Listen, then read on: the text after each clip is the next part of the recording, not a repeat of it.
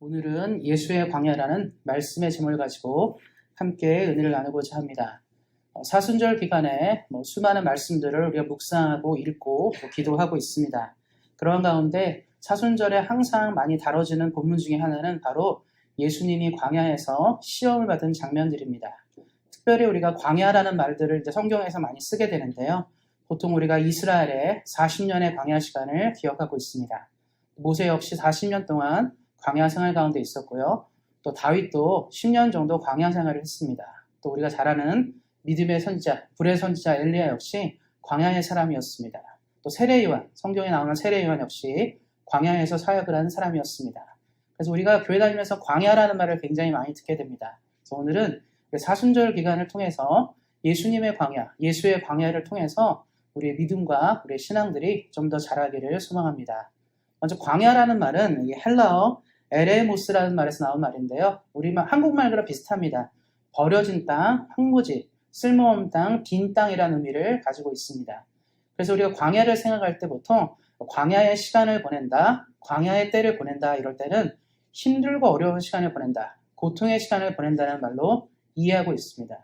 이건 우리 기독교인뿐만 아니라 일반인들도 광야라는 말을 들으면 어려운 시간이구나, 힘든 시간을 생각합니다. 그래서 우리가 광야라는 이미지를 떠올릴 때 지금으로 생각하면 사막 같은 이미지죠. 풀 한 폭이 자라지 않고 물 구하기 어렵고 사람이 생존하기 어려운 그런 것들을 우리가 보통 광야라 얘기합니다. 그래서 광야는 간단한 말로 요약하면 생존이 위협받는 장소, 삶이 위협받는 장소, 앞으로 더욱더 살아가기 힘겨운 장소를 말할 때 우리는 광야라고 얘기하게 됩니다. 그래서 우리가 성경을 읽으면서 여러 사람들이 광야의 시간을 보냅니다. 우리는 알고 있죠. 이해하고 있습니다. 또 마찬가지로 우리 역시 인생의 광야의 시간들이 있습니다. 우리 사랑하는 성도님들 이 땅을 사시면서 어떤 사람은 이런 경우도 있어요. 한 번도 힘들지 않았다. 난 평생을 살면서 정말 한 번도 힘들지 않고 내 인생이 늘 순탄하게 잘 왔다라고 말하는 분도 있습니다. 그런데 어떻습니까? 대부분 그렇지 않죠. 우리 인생을 지나면서 한 번 정도는 힘겹고 어려운 시간들을 보냅니다. 가령 사업의 문제가 어려워서 이렇게 힘든 광야는 없었다라고 고백할 수도 있습니다. 또 모든 것이 괜찮았는데 건강에 위협을 받으면서 광야의 시간을 보내기도 합니다. 그리고 내 인생에 아무 문제가 없었는데 자녀들이 말썽을 부리는 경우도 있죠. 또 그러한 광야의 시간을 보내기도 해요.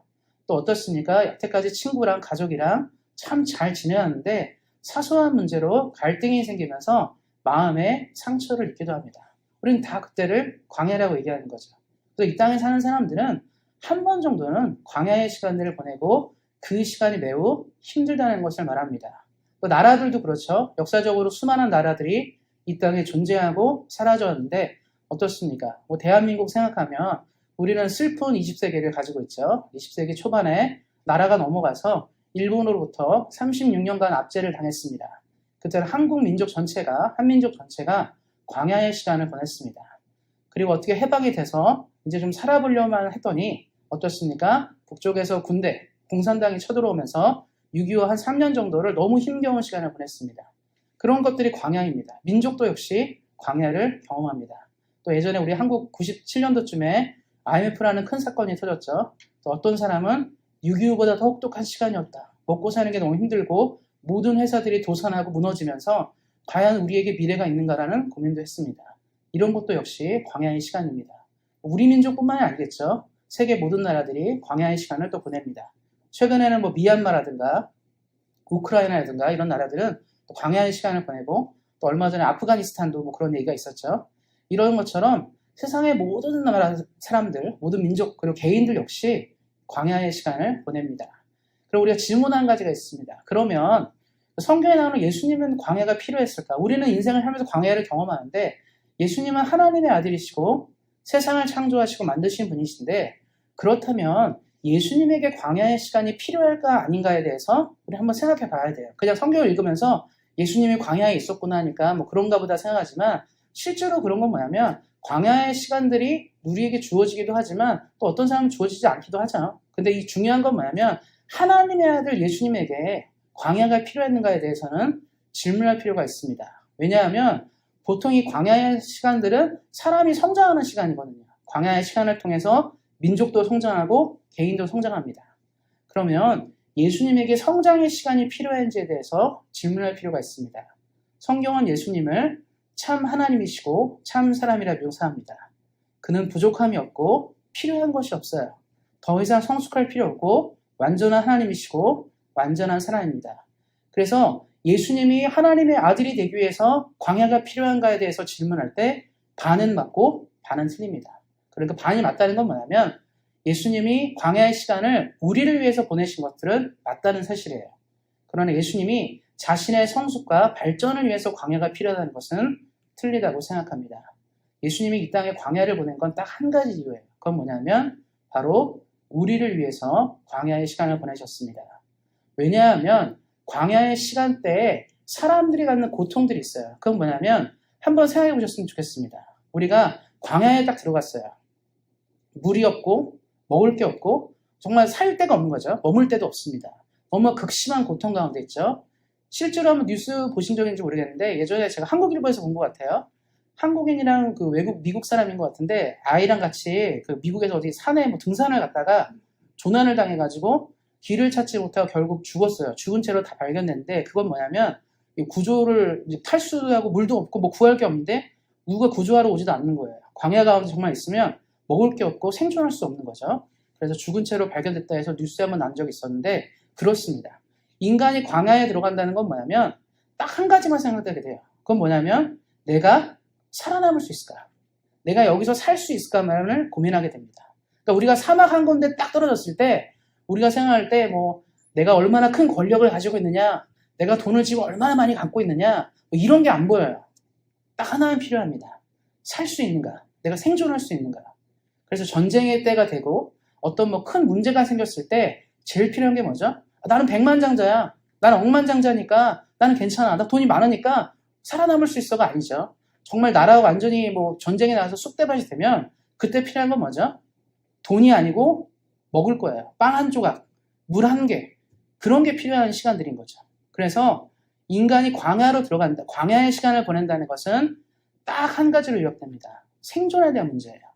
그러니까 누구도 그 시간에 가면 다른 게 안 보여요. 우리가 평안하고 괜찮을 때는 목표가 있죠. 나는 어떻게 삶을 살아야지? 나는 어떤 사람이 되고 이런 목표 세울 수 있습니다. 또 우리가 고상하게 예배도 드릴 수 있고 우리가 뭐 친구도 만나고 여러 일들 할 수 있잖아요. 그런데 광야에 들어가게 되면 그런 게 다 안 보여요. 나는 살 수 있는가 없는 것만 보이게 됩니다. 그럼 인간이 기본적으로 본능에 끌리게 돼요. 생존에 대한 욕구가 생기기 때문에 그런 것에 대한 갈증이 자꾸 생깁니다. 물질에 대한 욕구, 뭐 살아남기 위한 이런 욕구들만 자꾸 생기게 돼요. 그래서 광야의 시간에 들어가면 사람이 독해집니다. 악해져요. 실제로 전쟁이 나거나 어려움을 겪는 경우 성경도 이제 얘기하는 게 뭐냐면 예전에 뭐 이스라엘이 다른 강대국과 전쟁을 하면서 성이 이제 포위된 적이 있어요. 성이 포위된 적이 있으니까 사람들이 어떤 일을 하게 되면 자기의 아이를 죽여서 먹었다. 이런 말이 나옵니다. 또 뭐 이웃의 시체를 먹었다. 이런 말이 나와요. 근데 실제로 조선시대 때 한번 이제 우리나라도 임진왜란이라든가 큰 일을 겪었을 때 극심한 고통에 시달릴 때 똑같은 기사가 나옵니다. 자신의 아이를 먹었다. 사람의 시체를 먹었다. 이런 말이 나와요. 그건 뭐냐면 고통의 시간에 사람이 들어가게 되면 다른 게 안 보이고 딱 하나만 보는 거예요. 나는 살아남을 수 있는가. 생존에 대한 문제로 그 욕구만 커지게 되는 겁니다. 그러니까 우리가 꼭 뭐 실제적으로 눈으로 보이는 광야에 들어갈 때 그렇지만 어떻습니까? 마음이 곤고하고 힘들고 어려운 상황에도 우리가 들어가게 되면 우리는 딱 하나 악에 받쳐서 하나만 생각해야 돼요. 뭐 영적으로 뭐 훌륭한 이런 게 아니라 딱 하나만 봅니다. 생존할 수 있는가? 살아남을 수 있는가? 이것이 우리에게 가장 큰 숙제고 가장 큰 고민이 되는 것이죠. 하나님은 이것을 알고 있었습니다. 인간이 얼마나 부족하고 초라한 존재인지를 알고 있었어요. 인간이 이 땅을 살아갈 때 필요한 것은 물질, 돈, 힘, 능력 이런 거라는 걸 알고 있었어요. 사람들은 여기에 갈증을 느끼고 그것을 갖기 위해 최선을 다했습니다. 그리고 사람들은 이렇게 얘기하죠. 하나님은 모르신다. 그렇잖아요. 하나님은 모든 걸 갖고 있습니다. 우주 만물을 다 갖고 있는데 지금 내가 돈 100만 원이 없어서 고통하는지 하나님 모르십니다. 그렇잖아요. 우리가 지금 내가 몸이 건강하지 못해서 너무 힘든데 내가 매일 약을 먹어야 되고 병원을 다녀야 되는데 하나님은 병원 다니지 않잖아요. 하나님이 내 아픔을 아실까? 모른다고 생각할 수 있습니다. 어떻습니까? 요즘에 전쟁도 나고 있는데 하나님은 전쟁에서 성경 나잖아요. 나는 전쟁의 하나님이다. 하나님은 지지 않는다고 말씀하시기 때문에 폐해서 고통해서 나라가 무너지고 쓰러지는 것들을 하나님은 아실까? 이런 질문들이 우리에게 있는 거예요, 사실. 그래서 성도님들, 우리 사랑하는 성도님들이 너무 힘들 때 가장 많이 드는 게 뭐죠? 하나님이 내 심정을 알까? 내가 얼마나 힘든지, 내가 얼마나 고통하는지에 대해서 하나님이 아는가에 대해서 우리는 기도하고 질문합니다. 하나님이 내 마음을 아시는가? 내가 얼마나 쓰라리고 고통하는지를 아시는가를 얘기하게 됩니다. 그래서 우리가 뭐 전쟁 같은 거 나서 요즘에도 뭐 사람도 많이 죽고 있는데 참사가 나서 사람이 죽고 이럴 때 그 사람들이 호소하는 게 뭐냐면 너무 고통스럽다는 거예요. 사랑하는 가족을 잃었고 사랑하는 친구를 잃었을 때 너무 고통스럽다고 말하는 거예요. 그 사람들한테 우리가 가서 힘내세요, 괜찮습니다. 이게 안 들려요. 내가 이미 상실의 아픔을 느꼈는데 누가 그런 말 한다고 들리겠습니까? 그래서 그런 사람들은 말할 수 있겠죠. 하나님이 내 심정을 아시는가? 하나님이 과연 내 마음을 아시는가를 질문하게 될 것입니다. 우리가 그냥 신앙생활이 괜찮을 때는요, 이렇게 생각해요. 하나님은 다 아시지. 내가 믿음이 좋고 뭔가 영적으로 능력 있고 힘이 있을 때는 뭐든지 하나님이 다 아실 거라 생각하지만 상실의 시간과 고통의 시간에는 우리가 그런 말을 하지 못합니다. 성경에 보면 위대한 인물들, 모세나 엘리야 같이 대단한 인물들이죠. 큰일을 한 사람들인데 엘리야가 아합이랑 이제 대결을 벌였을 때 아세라랑 바알 선지자 850명을 물리치고 그가 하나님이 누구신지를 증명했을 때 많은 사람들은 엘리야에게 환호했지만 그 이후로 바로 이세벨은 아합의 부인인 이세벨은 엘리야를 죽이고자 했습니다. 그때 엘리야가 도망쳤어요. 도망치면서 생각한 건 뭐냐면 하나님이 내 심정을 아실까? 내가 이렇게 고통하고 힘들어하고 광야 가운데 들어갔던 내 삶의 순간들을 하나님은 기억하실까를 그는 외치고 외쳤습니다. 그래서 많은 사람들은요, 광야의 시간에 하나님이 내 심정을 아실까를 얘기하게 돼 있어요. 그래서 하나님은 예수님의 사역, 공생의 첫 사역에 광야의 시간들을 보내신 것입니다. 예수님은 광야가 필요 없지만 바로 우리를 위해서 광야의 시간을 보내셨습니다. 먹고 배부르고 풍족해야 될 때 광야 40일 금식을 하시면서 생존을 위하여 빵 하나가 얼마나 가치 있고 귀중한지를 아셨을 때 예수님은 빵 한쪽에 무너지지 않으시고 하나님의 말씀으로 살아가는 인간이 무엇인지를 가르쳐 주었습니다. 또한 사탄이 예수님을 유혹해서 권세와 이 많은 것들을 유혹하기 시작할 때 예수님은 하나님을 믿는 사람으로 어떻게 살아야 할지를 말씀해 주셨습니다. 이게 왜 중요하냐면 예수님의 성경을 통해서 한 가지를 말하고 있는 거예요. 우리는 본능이라 얘기하죠. 사람의 본능이 뭡니까? 먹고 마시고 자고 종족을 번성시키고 이런 게 본능이잖아요. 모든 동물이 갖고 있는 본능인데 우리는 하도 방송에서요, 텔레비전에서 인간의 본능은 먹고 사는 것이다, 먹는 것이다, 뭐 이런 걸 많이 얘기해요. 그래서 우리도 스스로 생각한 게 뭐냐면 인간은 동물이다. 본능에 의존해 사는 거다. 결국 힘들고 어려우면 먹는 거에 목숨 걸지 않느냐. 결국 사람은 그거 먹고 마시는 거에 최선을 다하지 않느냐. 결국 우리는 이 본능을 따라 살아가는 존재가 아니냐라고 가르치고 배웁니다. 뭐 진화론도 그렇고 이게 다 그런 거잖아요. 본능적인 욕구에 따라 사는 게 동물이니까. 우리가 들에서 보는 고양이나 개나 뭐 사자나 이런 호랑이 다 그렇잖아요. 본능에 먹고 사는 거에 집중하는데 인간도 그것과 다를 바가 없다라고 많이 얘기합니다. 그런데 예수님이 우리에게 말해주는 건 뭐냐면 정말 인간의 본능이 뭘까? 우리 사랑하는 성도님들, 인간의 진정한 본능이 뭘까요? 우리 아까 이원희 지사님 대표기도도 하셨는데 인간은요, 이 땅을 잠시 살아가는 존재고 우리는 언젠간 돌아갈 고향에 있는 존재입니다. 하나님의 나라를 향한 그것이 사실 인간의 본능이에요.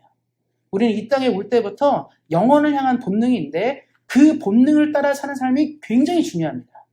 그것이 없이는 이 땅을 승리할 수도 없고 이 땅에서 완전하게 하나님을 경외하며 살아갈 수도 없습니다. 세상 사람들은요, 본능에 따라 살기 때문에 돈이 최고예요. 세상 사람들은 권력을 잡는 것이 최고이고요. 세상 사람들은 자기 몸을 더 건강한 게 최고입니다.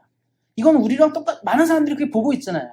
우리 실제로 보는 역사에서 사람들의 모습 속에서 가장 많이 경험하는 것은 사람들은 그거를 갖기 위해 애써요. 결국 우리도 그러지 않습니까? 돈을 가져야 되고요. 힘을 가져야 되고 뭔가를 가져야 한다는 것이 인간의 끊임없는 본능입니다.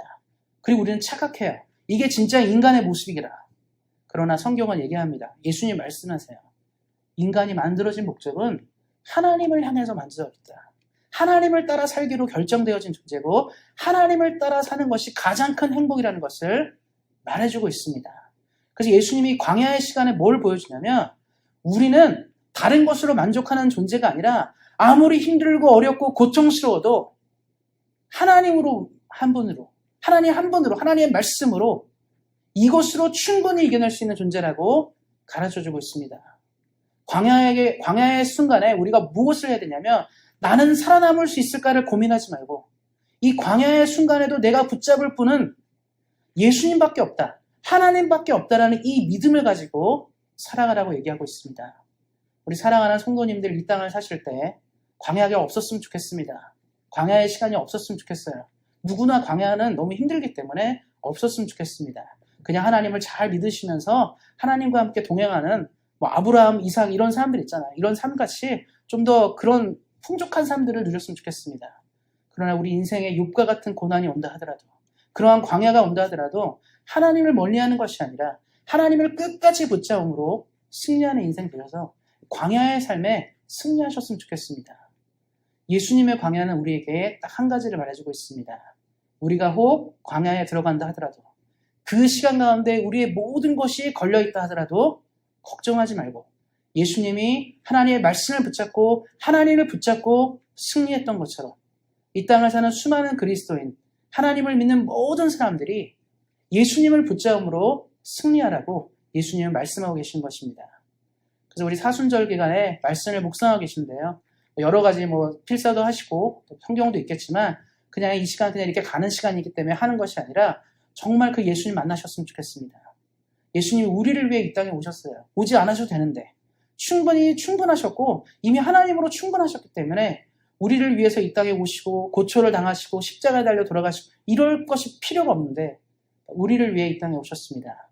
예수님의 광야를 보내신 것은 바로 다른 것 때문이 아니라 바로 우리를 위해서 오신 것을 말해줍니다. 그래서 우리 사랑하는 성도님들이 이 사순절 기간에 예수님과 함께 더 깊은 묵상하시고 은혜를 누리시고 능력을 누리시고 가장 중요한 삶의 목표와 방향들이 예수님으로 온전히 설정되셔서 늘 승리하며 걸어가는 인생 되시기를 예수님의 이름으로 축원드립니다.